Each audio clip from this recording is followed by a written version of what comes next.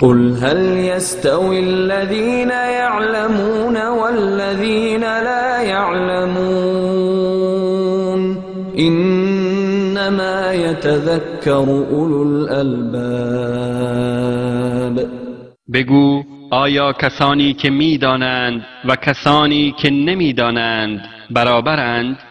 همانا تنها خردمندان پند می‌پذیرند.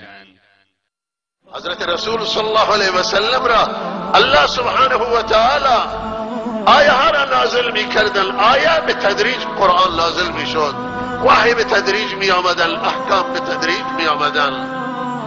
شیفتگان و تشنگان صدر اسلام اصحاب رسول صلی الله علیه و سلم، مسلمانان اول سروران گرامی، علم با تشنگی می گرفتن، بسیار با تشنگی.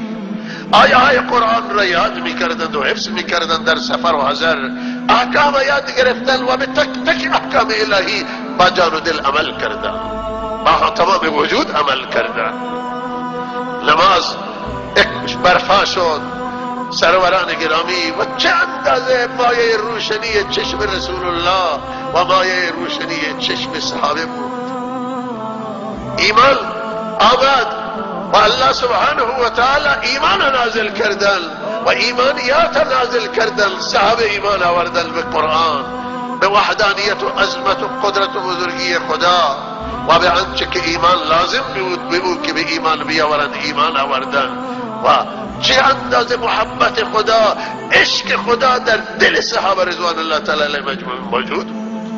صحابه و اهل بیت آن حضرت صلی الله علیه و سلم شیفته دین، عاشق دین، شیفته و عاشق محمد رسول الله صلی الله علیه و سلم، عاشق الله سبحانه و تعالی بودند. سیدنا علی رضی الله تعالی عنہ در کوچکی، سیدنا ابوبکر صدیق رضی الله تعالی عنہ در جوانی، سیده فاطمه رضی الله تعالی عنها، خدیجه الکبری رضی الله تعالی عنها.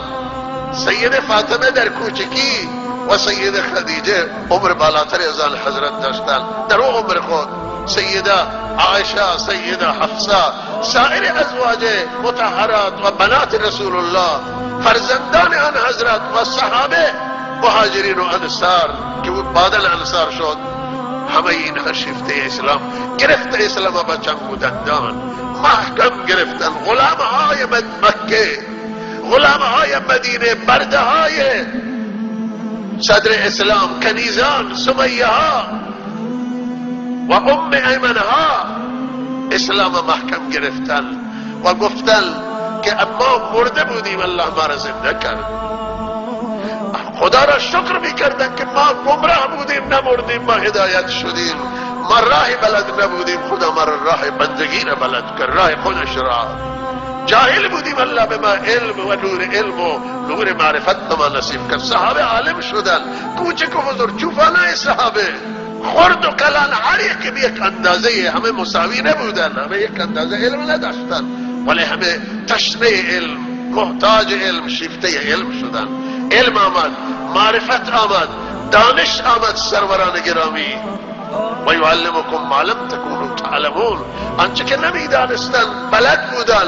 هدایت آمد سروران گرامی، ایمان آمد، دور ایمان، دور علم و دور عمل و دور عمل کرد صحیح و دور اخلاق. سروران گرامی یک بار دیگه در دنیا به وجود آمد، چنان دوری که نه دور گذشته شاهدین بود و نه دور آینده تا قیامت شاهدین خواهد شد. الله تعالی دور ما را مجدد با او دور ملحق بگردانه و نزدیک بگردانه.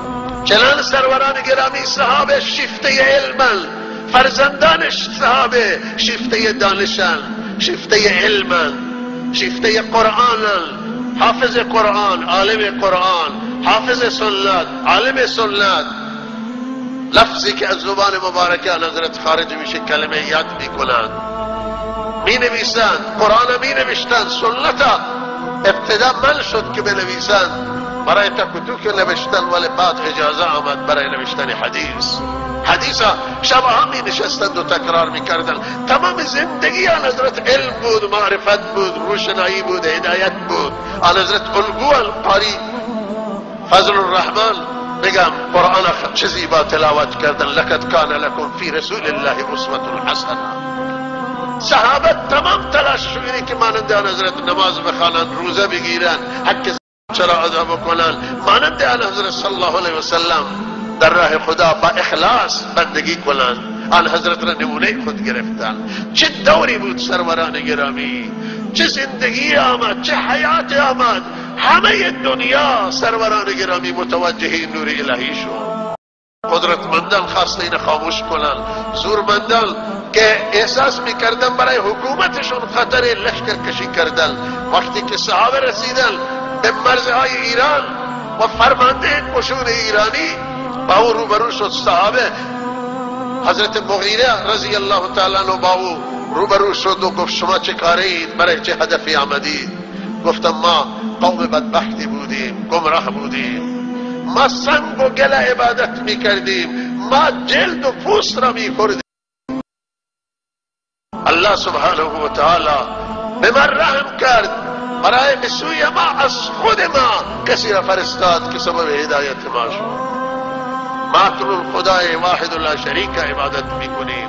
ما آمدیم تا شما را از تمدن غلط، از راه غلط، از راه اشتباه شما را نجات بدیم.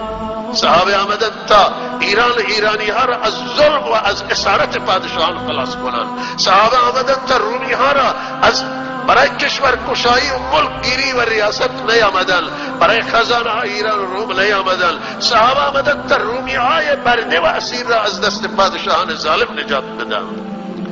صحابه خواستن به جنگ قبیله‌ای و برادر کشی و انسان کشی و بی‌عدالتی و ظلم و وحشت و جهل دنیا را نجات بدن. صحابه ناجی بودن.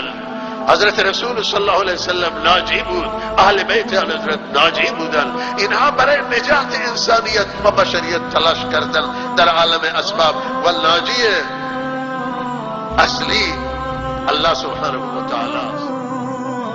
اصولا برای بیان این قضیه خوب است به این مطلب توجه بکنیم که خداوند مؤمنان زمان پیامبر صلی الله علیه وسلم را به عنوان میزان و معیار مؤمنان دیگر معرفی کرده است. میزان و معیاری برای ایمان همه انسانها، ایمان آنها را و راه و روش آنها را خداوند برای ما معیار قرار داده است. این گونه در قرآن میخوانیم فَإِنْ آمَنُوا بِمِثْلِ مَا آمَنْتُمْ بِهِ فَقَدْ اهْتَدَوْا.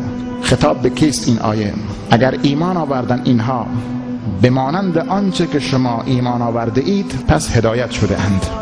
یعنی ایمان کسانی که در این آیه مورد خطاب هستند به مثل ما آمنتم بهی، قطعا مقصود ایمان صحابه است. ایمان مؤمنانی که مورد خطاب هستند در این آیه مؤمنان زمان پیامبر صلی الله علیه وسلم که خداوند فرموده است اگر اینها مانند شما ایمان آوردند یا به آنچه که شما ایمان آورده اید ایمان بیاورند، بقیه یعنی کسان دیگر اگر به مانند شما ایمان بیاورند یا به آنچه که شما ایمان آورده اید ایمان بیاورند حالا هدایت شده‌اند. و این شرط هدایت است که ایمان انسان مطابقت بکند با اون چهارچوب ایمانی که یاران پیامبر صلی الله علیه و سلم در اون بودند. و همچنین از لحاظ منهج و روش باز هم اینجا پیروی از راه و روش یاران پیامبر صلی الله علیه و سلم در قرآن شرط نجات توصیف شده است. اتباع یاران پیامبر بعد از اتباع خدا و رسول که ما میگوییم کتاب و سنت اصل هست در دین، بر مبنای فهم و درک و عمل